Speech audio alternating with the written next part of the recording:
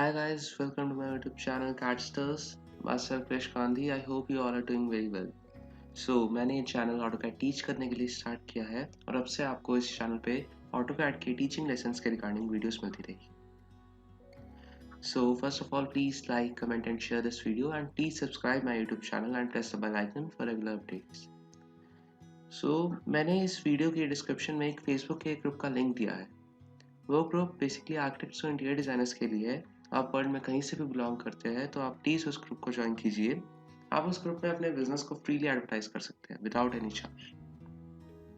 And मैंने अपनी Insta ID का भी लिंक दिया है डिस्क्रिप्शन में, तो आप मुझे इंस्टा पे फॉलो करके अपने डाउट्स क्लियर कर सकते हैं. Without any further ado, let's get started.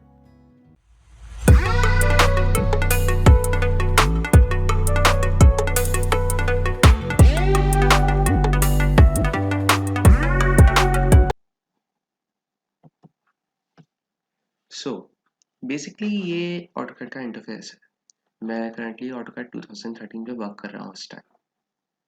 आप जब भी ऑटोकैड ओपन करेंगे तो आपके सामने ये एक इंटरफेस ओपन होगा. तो पहले मैं आपको बता देता हूँ ऑटोकैड के बारे में. तो ये एक रिबन है. यहाँ पे बहुत सारी कमांड्स अवेलेबल होती है. ये टैब्स होते हैं: होम, इंसर्ट, एनोटेट, पैरामेट्रिक और बहुत सारे टैब्स है. और यहाँ पे सारी कमांड्स अवेलेबल है. हर एक टैब के अंदर अपनी स्पेसिफिक कमांड्स अवेलेबल है. पर मैं आपको इसके थ्रू टीच नहीं करूँगा. मैं आपको कमांड प्रॉम्प्ट के थ्रू टीच करूँगा.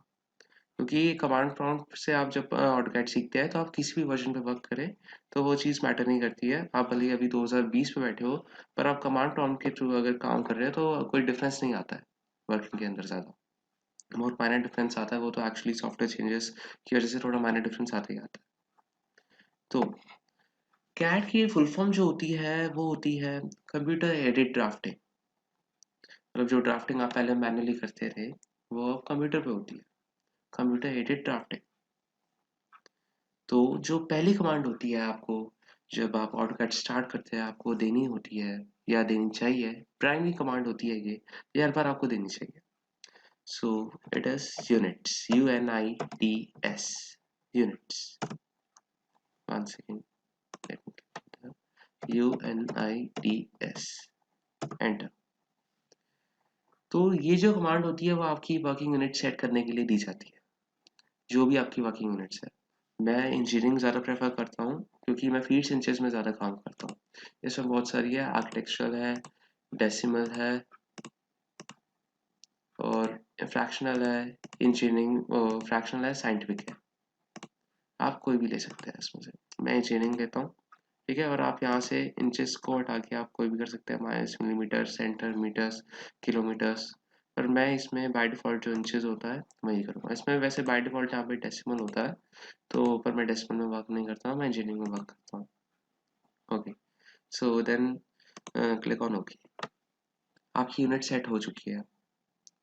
तो इसके बाद आपको जो दूसरा काम करना होता है या दूसरी कमांड जो देनी होती है आपको, वो होती है limits, LIMITS. Then press enter. Limits जो कमांड होती है वो आपका शीट का साइज सेट करने के लिए दी जाती है.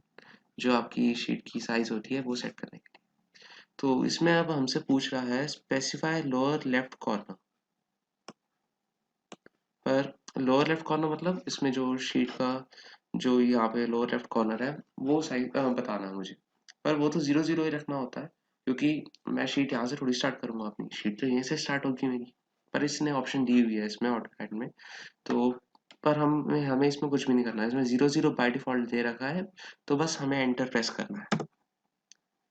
डन. तो इसके बाद आपका अब ये पूछ रहा है स्पेसिफाई अपर राइट कॉर्नर. अब जो अपर राइट कॉर्नर है मेरी शीट का, मेरे को शीट अपनी कितनी बड़ी करनी है मेरे को वो बताना है. ठीक है. तो इसमें अब मैं जैसे ले लेता हूँ 10 फीट, 10 फीट. अब ध्यान रखिएगा आपको कॉमा जरूर डालना है लेंथ और ब्रेड्थ के लिए. ठीक है. अगर आप नहीं डालेंगे कॉमा तो कमांड इनवैलिड हो जाएगी. ठीक है. तो 10 फीट, 10 फीट आपको लिखना है. जैसे मैंने अपनी शीट का साइज सेट किया है तो आपको एंटर प्रेस करना है. तो अब आपकी लिमिट सेट हो चुकी है, आपका शीट का साइज सेट हो चुका है. अब आपकी शीट 10 फीट बाय 10 फीट की हो गई. अब इसके बाद जो आपको थर्ड कमांड देनी होती है ये तीनों कमांड्स बहुत ज़्यादा नेसेसरी है, आपको हर बार ऑटोकैड स्टार्ट करने पे देनी ही देनी है। जो थर्ड कमांड आपको देनी होती है वो होती है ज़ूम, ZOOM। अब आपने शीट का साइज सेट किया है तो आपको स्क्रीन पे फिट भी तो करना उस शीट को, तो इसलिए हम ज़ूम कमांड देते हैं। ज़ूम में बहुत सारे कमांड्स होती है, all centre dynamic x tends previous scale window object, और बाय डिफॉल्ट रियल टाइम चल रहा होता है। रियल टाइम मतलब ये जो हो रहा है ज़ूम, ये आपके जो व्हील होता है माउस में उससे स्क्रॉल होता है। सो हम पर अभी जो कमांड दे रहे हैं ज़ूम में वो है ऑल। आपको ए प्रेस करना है, ए स्टैंड्स फॉर ऑल। अब देख रहे हैं ना ये अलग से हाईलाइट हो रखा है ए, ये मतलब इनका अगर आप ए प्रेस करेंगे तो ऑल के लिए है वो, अगर आप सी प्रेस करेंगे तो वो सेंटर में चला जाएगा, पर मेरे को अभी ऑल चाहिए तो मैं ऑल प्रेस करूंगा, ए एंटर। अब देखिए ये मॉडल हैज बीन रीजनरेटेड, आपकी शीट सेट हो चुकी है। ठीक है, तो आपको ये 3 कमांड्स थी, ये शीट सेटिंग ऑपरेशंस में आती है, तो आपको हर बार ये कमांड्स देनी ही देनी है आप जब भी ऑटोकैड स्टार्ट करते हैं। सो ये आज के लिए इतना ही। अब अगली वीडियो जल्दी आएगी और आप प्लीज़ इस वीडियो को शेयर कीजिए, बहुत लोगों तक पहुँचाइए, क्योंकि आपका जो सपोर्ट है वो और ज़्यादा मोटिवेट करता है ऐसा कंटेंट क्रिएट करने। और प्लीज़ आप उस फेसबुक के ग्रुप को ज्वाइन कीजिए और मुझे इंस्टा पे फॉलो कीजिए, और प्लीज़ मेरे यूट्यूब चैनल को सब्सक्राइब कीजिए। Thank you.